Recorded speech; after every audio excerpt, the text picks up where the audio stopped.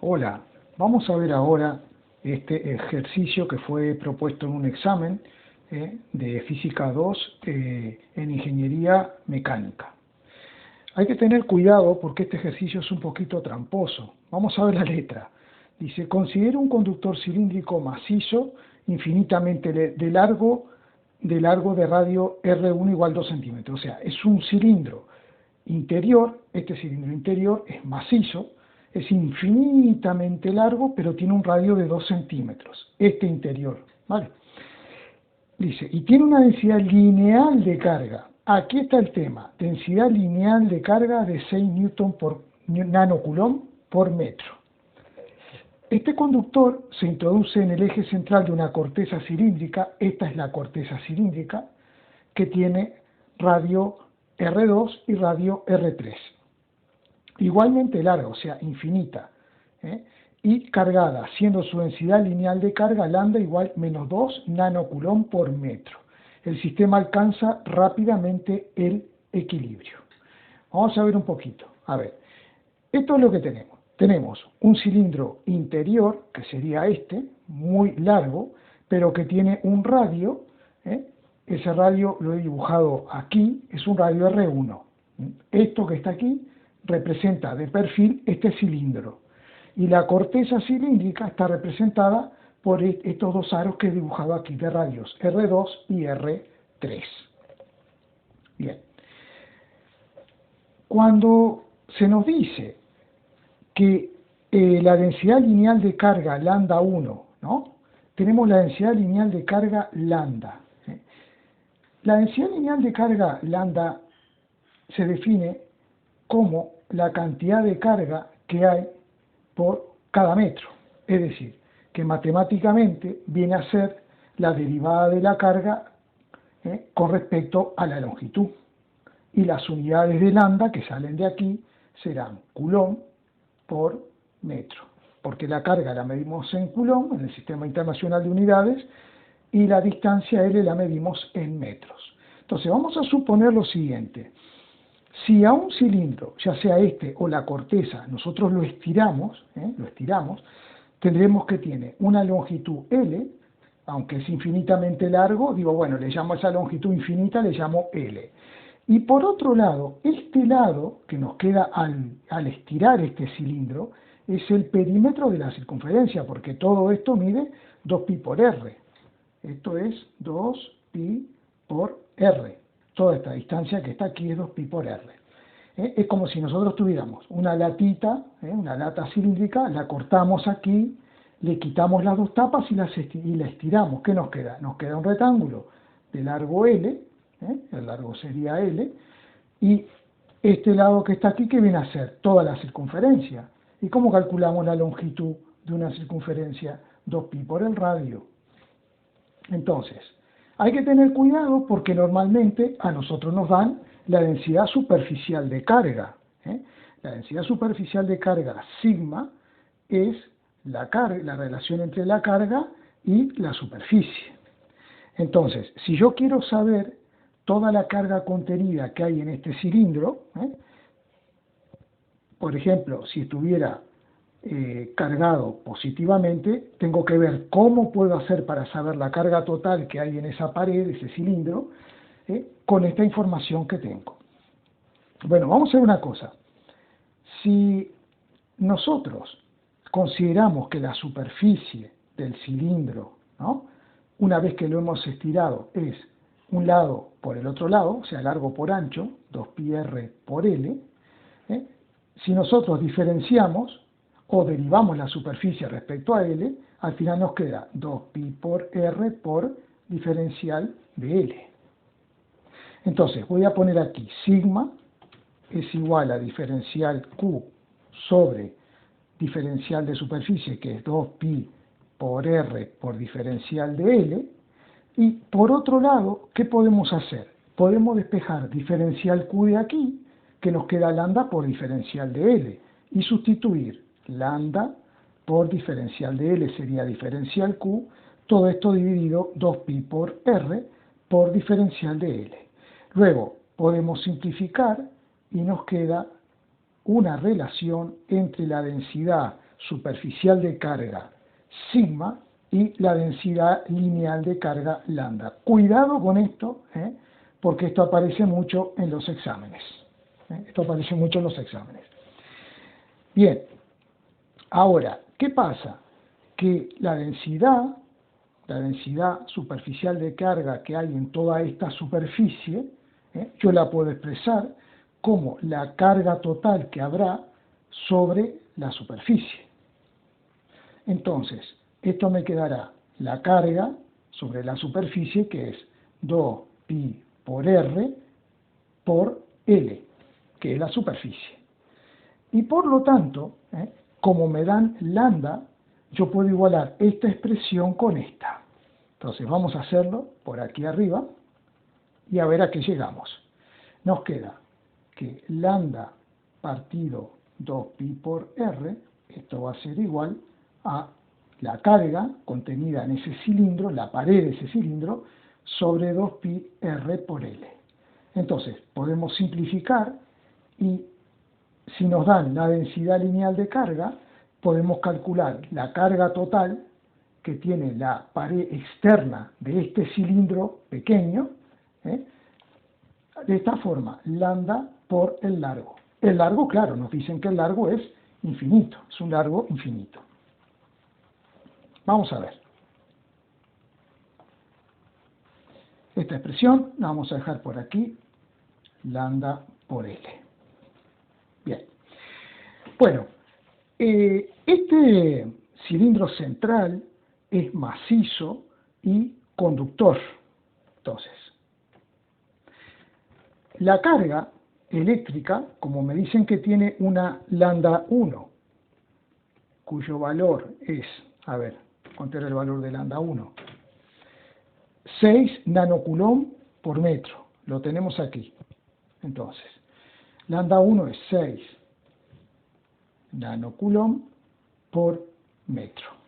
¿Dónde se va a distribuir esa carga positiva si el cilindro es macizo y conductor? Bueno, sabemos que cuando tenemos un conductor macizo cargado, la carga se va a distribuir en la superficie. Así que entonces nosotros tendremos una carga positiva por aquí, vamos a ponerle de valor Q sub 1, y Q sub 1 será lambda 1 por L, que es la deducción a la cual llegamos nosotros antes. Bien, ahora, se nos dice que la corteza tiene una densidad de carga, un momentito, la corteza tiene una densidad de carga de menos 2 nanocoulomb por metro. O sea que la corteza tiene una lambda 2 de menos 2 nanocoulomb por metro. ¿Qué significa? Que esta corteza tiene una carga negativa y es conductora esta corteza. Y esta parte también es maciza, o sea, todo esto es macizo. Entonces, esta carga negativa, ¿dónde se va a situar? Se va a situar en la parte interna de la corteza, porque aquí hay una carga positiva. Así que entonces vamos a tener nosotros aquí una carga negativa que se va a situar y le vamos a llamar Q sub 2. El valor de esa carga Q sub 2 será, como es negativa, pongo menos lambda 2 por L. Entonces, vamos a ver, para tener una idea, la carga 1 sería 6 nanocoulomb por metro por L, mientras que la carga 2 sería menos 2 nanocoulomb por metro por L. Como L es un factor común, nosotros vemos que en la parte del cilindro que está dentro, este cilindro, la carga total que hay en la superficie de todo el cilindro, en toda la pared del cilindro, es más grande que la que hay aquí en la corteza. ¿Vale? Ahora, ¿por qué este aspecto es muy importante? Porque si nosotros tenemos en cuenta que esta corteza es conductora, es maciza y es conductora, sabemos por la ley de Gauss que el campo eléctrico en cualquier punto de esta corteza, el campo eléctrico tendrá que ser cero. ¿Vale? Vamos a revisar un poquito la ley de Gauss. Vamos a borrar un poquito esto. Después ya lo volveremos a escribir. Esto también. Poner aquí que la carga 2 es menos 2 nanocoulomb por metro por L. Esta es la carga que hay en la corteza interna. Si nosotros nos tomamos una superficie gaussiana que será un cilindro gaussiano, si nos tomamos un cilindro gaussiano, que será una cosa, vamos a ver, darle la forma correcta, ahí está, el circulito, será una cosa así, vamos a agrandarlo un poco más, a ver, más o menos así, vale, bien. Eso sería como tomar aquí esta superficie gaussiana, ¿no? Bueno, sería más bien una elipse, ¿no? Sería una elipse así, una elipse, ahí, y luego habría que hacer lo que es el cilindro, continuarlo, ¿no? Así, iría todo por adentro. Esa sería nuestra superficie gaussiana, que tendría un radio R cualquiera, ¿no? Siempre que ese radio sea menor que R2 y sea mayor que R1, ¿no? Bien, entonces, ¿qué es lo que pasa?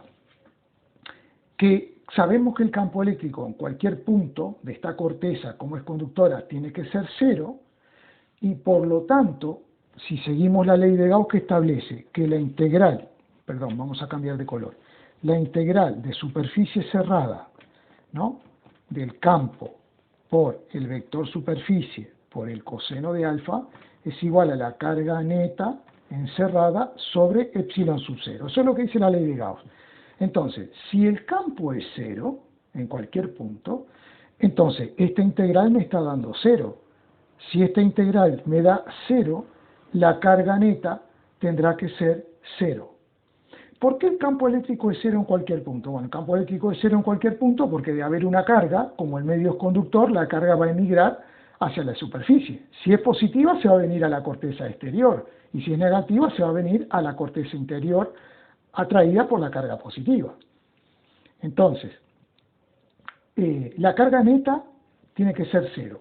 Pero si yo observo dentro de la superficie gaussiana, tengo una carga Q1, que es mayor que la carga Q2. Entonces, la carga neta no es cero. Y como necesito que la carga neta sea cero, una parte de las cargas negativas que se encuentran en la corteza también se van a venir para aquí hasta completar una carga total en esta corteza interior negativa igual al valor de Q1, de forma tal que tengamos una carga neta total 0, o sea, Q1 más menos Q1 nos va a dar una carga total 0. Eso es muy importante. Esto lo he comentado en infinidad de vídeos de electrostática. Bien, entonces, yo necesito tener en esta corteza una carga total en módulo igual a Q1. O sea que yo necesito tener una carga que sea 6 nanocoulomb por metro por L, y eso va a ser el resultado de sumarle a esta carga, que vale 2 nanocoulomb por metro por L, le sumaré una carga Q' negativa, que se instalará también ahí adentro en la cara interior de la corteza. Tendré una carga Q', que será negativa. Bien, si despejamos, nos va a quedar 6 nanocoulomb por metro por L menos 2 nanocoulomb por metro por L. Eso será la carga Q'. Eso será la carga Q'. Bien, ¿qué podemos hacer? Podemos sacar factor común L y nos queda 6 menos 2, nos queda 4 nanocoulomb por metro por L. Entonces, este cilindro, esta corteza, estaba neutra, pero una parte de su carga negativa, Q', se ha tenido que venir a la corteza interior para así poder tener dentro de toda la superficie gaussiana amarilla una carga total neta cero. Eso es lo que exige la ley de Gauss.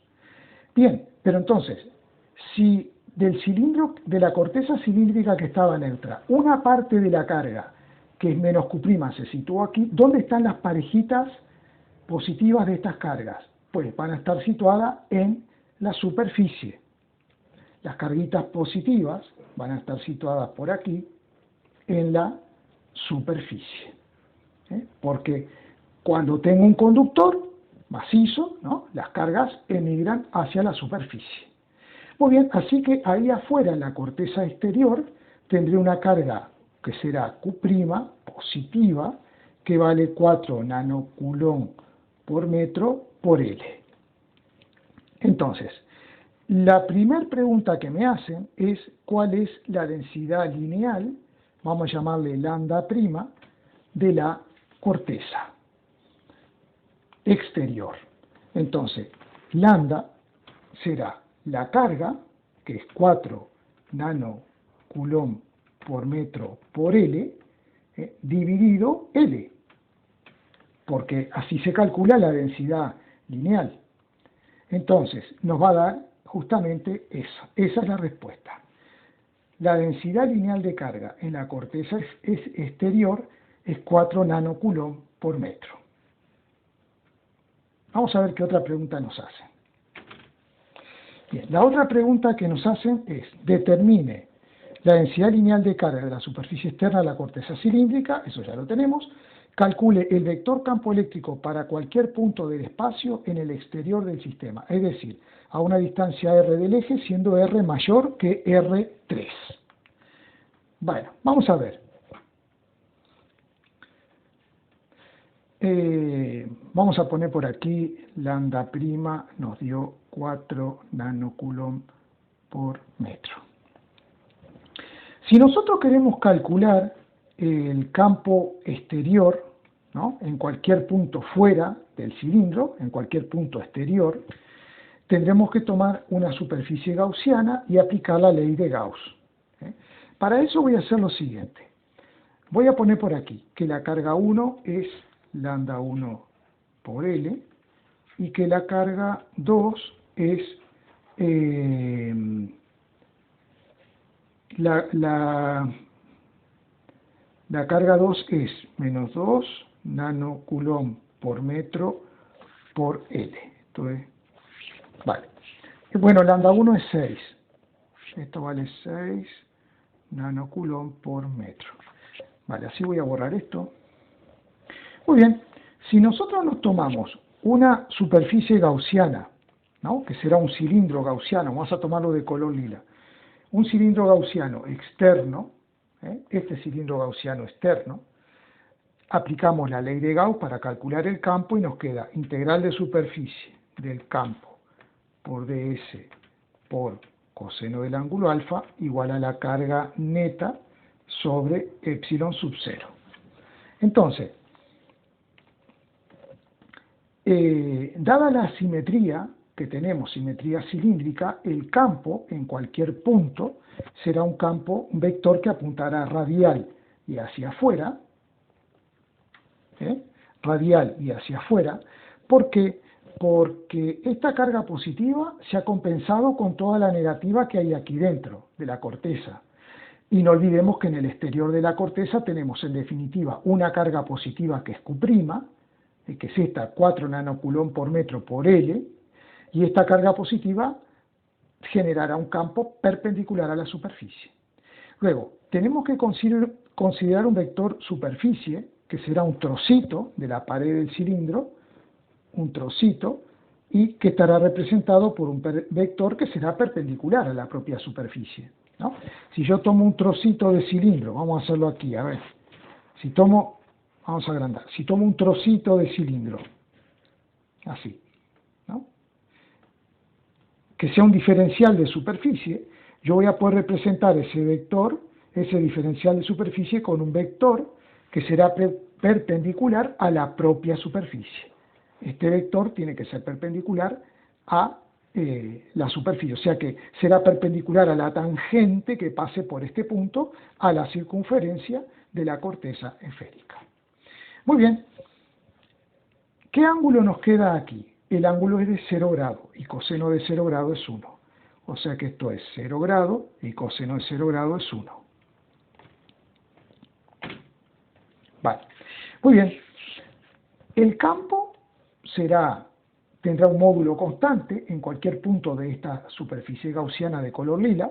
Entonces me va a quedar, lo saco fuera de la integral, y me queda integral de superficie cerrada del vector de superficie igual a la carga neta sobre epsilon sub 0.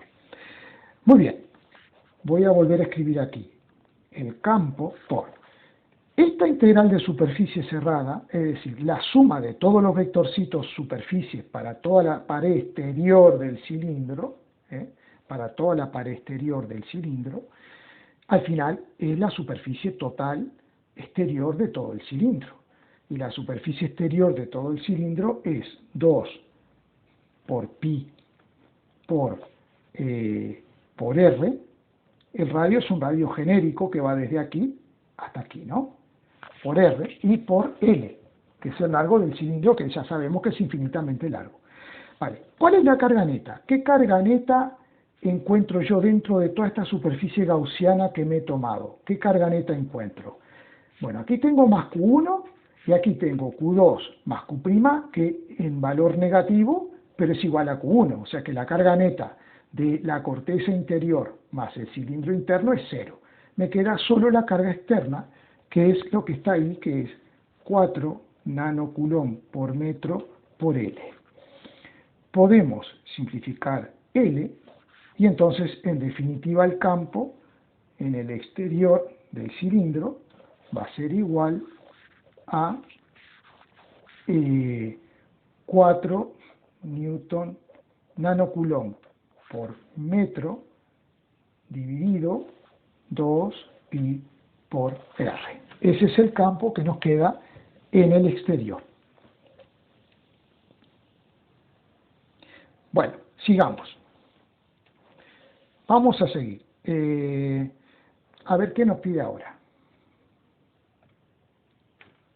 Ahora nos pide: la corteza cilíndrica se conecta a tierra. Determina el vector campo eléctrico y el potencial para cualquier punto en la región entre el conductor interior y la corteza cilíndrica, es decir, para un R comprendido entre R1 y R2. Bueno, vamos a ver, esto vamos a hacerlo aquí. Teníamos escrito que Q es lambda por L. Muy bien.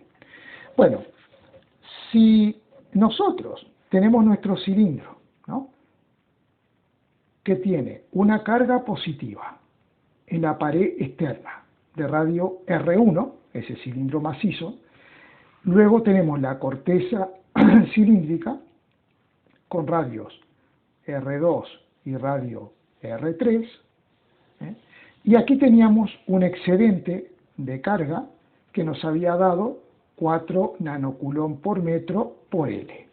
Y aquí dentro teníamos una carga total que también valía lo mismo. Si esta carga era Q1, todo el total aquí que teníamos es menos Q1.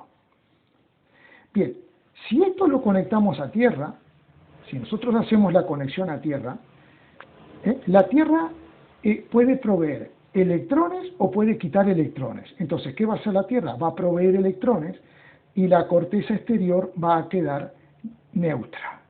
Carguitas negativas, electrones, van a ir neutralizando, cada carguita positiva irán formando parejitas, hasta que la corteza, la pared externa de la corteza, no tenga ninguna carga.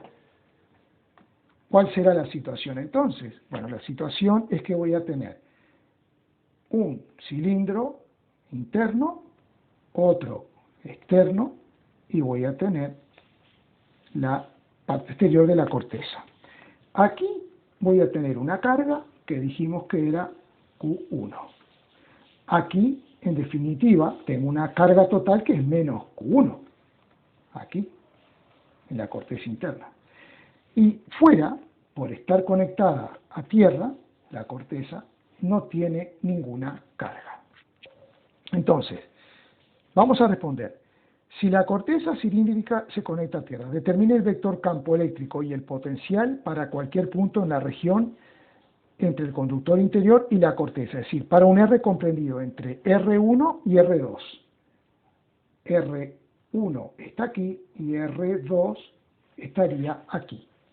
Bueno, ¿cómo hacemos para determinar el campo eléctrico? Pues usamos la ley de Gauss, la integral de superficie cerrada del campo por ds por coseno de alfa es igual a la carga neta encerrada dentro de la superficie gaussiana partido entre epsilon 0 porque el medio es aire o vacío. ¿Qué superficie gaussiana me voy a elegir si tengo un cilindro? Pues me voy a elegir un cilindro, que lo estoy dibujando de perfil, que tendrá un radio genérico R. Me elijo un cilindro gaussiano, visto así de frente, ¿no? Que tendrá un radio R. Bien, ¿cuál es la carga neta que veo dentro de esta superficie gaussiana? La carga neta que veo es la que está contenida en el cilindro macizo interior, que es la carga Q1. Entonces, esta carga será la carga Q1. En cada punto de la superficie gaussiana, amarillita, el campo creado por una carga positiva apuntará hacia afuera, en cada punto el campo apuntará hacia afuera y formará con el vector superficie, con el vector ds, un angulito de 0 grados como siempre. Entonces esto vale 1. El campo para afuera. Y me queda integral de superficie gaussiana. El integral de la superficie gaussiana me da la superficie gaussiana externa, que al ser un cilindro es 2pi por R por L. Y todo eso es igual a la carga Q1, que la carga Q1 dijimos nosotros que iba a ser, a ver, la teníamos escrita aquí del otro lado, 6 nanocoulomb por metro por L. 6 nanocoulomb por metro por L. Muy bien, entonces podemos simplificar la L y me va a quedar que el campo en el interior tendrá un módulo de 6 nanocoulomb, vamos a poner así, por metro, sobre 2pi por R. Ese será el campo en toda esta zona interior, entre el cilindro macizo y la corteza. Bueno, dice, ahora vamos a ver la C. Dice, suponga que el potencial, falta calcular el potencial eléctrico para cualquier punto en la región del conductor interior. Vale, ojo con esto. Si queremos calcular el campo eléctrico por Gauss, siempre vamos tomando superficies gaussianas de adentro hacia afuera, digamos, ¿no? Con un R que irá aumentando. Pero cuando quiero calcular una diferencia de potencial o un potencial, siempre voy a venir desde el infinito hacia adentro. Entonces, vamos a borrar un poco esto. Vamos a borrar un poquito esto. Esto ya lo tenemos calculado. Y vamos a ver otra vez la situación, para que quede bien clarito. Vamos a cambiar de color, por ahí color rojo. Así, y ahora así. Vale. Muy bien. En el exterior, ¿cuánto valdrá el campo eléctrico en el exterior? Bueno, si nosotros tenemos esto conectado a tierra, como habíamos dicho, en la corteza externa no hay carga. Entonces, tenemos una carga positiva aquí, que dijimos que vale Q1, y también en la corteza interior dijimos que en total íbamos a tener una carga negativa menos Q1. O sea que, si nos tomáramos una esfera, un cilindro gaussiano externo, al aplicar la ley de Gauss, nos queda que la carga neta es 0, porque sería más Q1 menos Q1. Entonces, si la carga neta es 0 para cualquier esfera superficie gaussiana, cilindro gaussiano que tomemos, el campo eléctrico en el exterior vale 0. El campo eléctrico en el exterior vale 0. Entonces, ¿cuál será el potencial al cual se encontrará, por ejemplo, la parte externa de la corteza? Bueno, vamos a suponer que yo tomo un punto, que le voy a llamar 1, y por aquí un punto 2 que está en el infinito. Si yo quisiera calcular el potencial en un punto exterior cualquiera, lo que tengo que hacer es aplicar esta relación que hay entre la diferencia de potencial y el campo eléctrico. Vale. ¿Qué viene a ser delta V? Delta V es la diferencia de potencial entre el punto 1 y el punto 2. Vale. Y de R, el diferencial de R es un diferencial que apunta siempre hacia afuera, positivo, y nos determinará que, por ejemplo, si el punto este 2 está en el infinito, está en un R infinito, y el punto 1 está ubicado en un R1, entonces yo tendré que resolver esa integral entre un R infinito y un R1. Ahora bien, como el campo en el exterior vale 0, esto vale 0, toda esta integral vale 0, y me da que el potencial 1 es igual al potencial 2. Potencial 1 es igual al potencial 2. Pero el potencial en el infinito siempre lo consideramos igual a 0. Y si este punto lo traigo hasta la corteza, el potencial seguirá siendo 0. Porque dentro de la corteza, que es conductora, el campo sigue valiendo 0. Y si llevo el punto hasta el interior de la corteza, también voy a tener que el potencial vale 0. Es decir, que el potencial de la corteza, vamos a llamarle V1, valdrá 0. Vamos a seguir.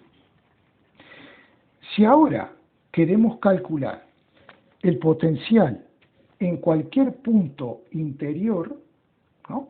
Vamos a llamarle, vamos a borrar esto, vamos a empezar de nuevo, para que se entienda, porque estos problemas son un poquito engorrosos. Hacemos conductor interno, vale, y la corteza externa, que bueno, no nos interesa mucho.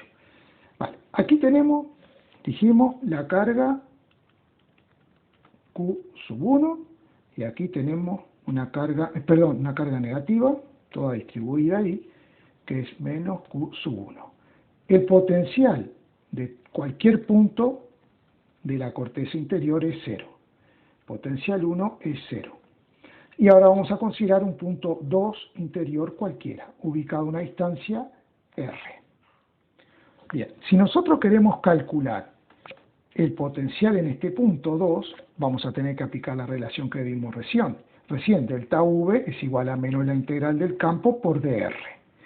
Delta V sería V1, V2 en este caso, menos V1, porque yo voy de 1 a 2. Potencial final es el 2, potencial inicial es el 1. Todo eso será igual a menos el campo, que es 6 nanocoulomb sobre 2pi por R, nanocoulomb por metro, por diferencial de R, y voy a tener que estar integrando entre este punto está ubicado a una distancia que es R2, entre R sub 2, y este punto que está a una distancia R y R. Vale, entonces, el potencial 1 dijimos que nos daba 0. O sea que el potencial 2 en cualquier punto interior a los cilindros me va a quedar menos 6 nanocoulomb por metro. Esto lo saco para afuera. Sobre 2pi, que también lo saco para afuera, y me queda integral de 1 sobre R entre R2 y R por diferencial de R. Bueno, la integral de 1 sobre R es logaritmo de R. Así que, en definitiva, me queda 6 nanocoulomb por metro sobre 2 por pi por el logaritmo de R, que al estar comprendido entre R y R2, me va a quedar, aquí me falta un signo de menos, entre R dividido R2. Ese es el resultado de la integral.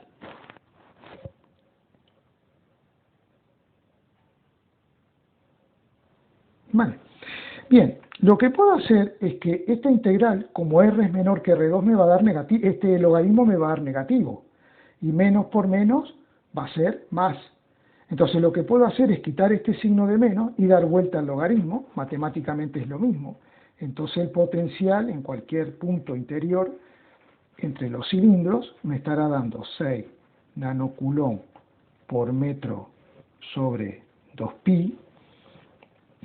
Aquí en el campo estoy viendo que me faltó un epsilon sub 0, que me lo he comido, un epsilon sub 0, que también se repite aquí, por el logaritmo de R2 sobre R. Bien, entonces luego dice, suponga que el potencial para un R entre R1 y R2 resulta ser esta cantidad. Este profesor suele darnos esto como una pista, a ver si hemos hecho bien las cuentas. Entonces vamos a hacer esta cuenta, a ver si es verdad que nos da 107,85, por ahí. Y R2 está bien, porque R2 son 5 centímetros, es 0,05 metros. Eso está correcto. Entonces vamos a hacer la cuenta, aquí en vivo y en directo. 6 nanocoulomb es 6 por 10 a la menos 9, dividido, paréntesis, 2 por pi por epsilon 0, que es 8,85 por 10 a la menos 12, y eso efectivamente me da 107,9. O sea que el voltaje nos da, en cualquier punto interior, nos da 107,9 por el logaritmo de 0,05 sobre R. Y entonces dice, suponiendo que el potencial da esto, y hemos comprobado que es correcto, con R en metro, calcula el potencial eléctrico al que se encuentra un punto localizado en el eje del sistema, es decir, para R igual 0. Bueno, cuidado con esto. ¿Cuánto vale el campo eléctrico aquí dentro? El campo eléctrico es 0, ¿no? Entonces, si nosotros aplicamos que la diferencia de potencial es menos la integral del campo por dr, si el campo vale 0, la diferencia de potencial es 0. ¿Qué quiere decir? Que la diferencia de potencial entre un punto cualquiera, por ejemplo el centro, y el exterior, que está ubicado a un radio R sub 1, la diferencia de potencial será 0. Entonces, el potencial, la diferencia de potencial que la podemos expresar como potencial en el centro menos potencial a una distancia R1 será igual a 0, entonces el potencial en el centro será igual a el potencial que hay en R1. Es decir, que todo este volumen es un volumen que se llama equipotencial porque tiene el mismo potencial que en el exterior. Cuidado con esto. Bueno, ¿y cuánto valdría ese potencial? Pues sería esta cuenta, 107,9 por el logaritmo neperiano de 0,05 dividido R, y el R sería R1, que vale 2 centímetros, que sería 0,02.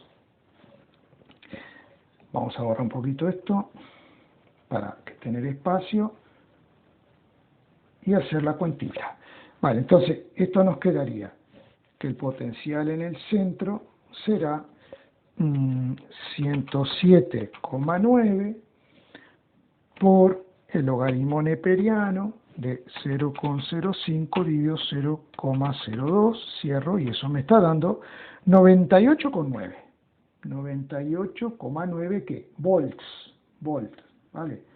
El potencial lo medimos en volt. Ese sería el potencial en el centro de este cilindrito y también en cualquier punto del cilindro, dado que todo este cilindro es una superficie equipotencial. Entonces dice, ¿cuál es la diferencia de potencial entre dos puntos A y B localizados en el conductor interior a distancias 1 centímetro y 1,5 centímetros? Bueno, si por lo que acabamos de decir, ¿no? Si este es el conductor interior que tiene un radio R1 de 2 centímetros, entre un punto ubicado a 1,5 y a 1 y a 1,5, todos los puntos del interior dijimos que están a este mismo potencial. Es decir, que la diferencia de potencial entre esos dos puntos, A y B, será 0, porque están al mismo potencial. Entonces, que nos quede grabado. Cuando el campo eléctrico es 0 en el interior de un conductor, el campo eléctrico siempre es 0, todo ese conductor es un volumen equipotencial. El potencial es constante y es el mismo que tenemos en la periferia. Bueno, espero que se haya entendido. Este es un problema un poquito complicado, y si tienen dudas, por favor, me las pueden hacer llegar a través de los comentarios. Bueno, muchas gracias.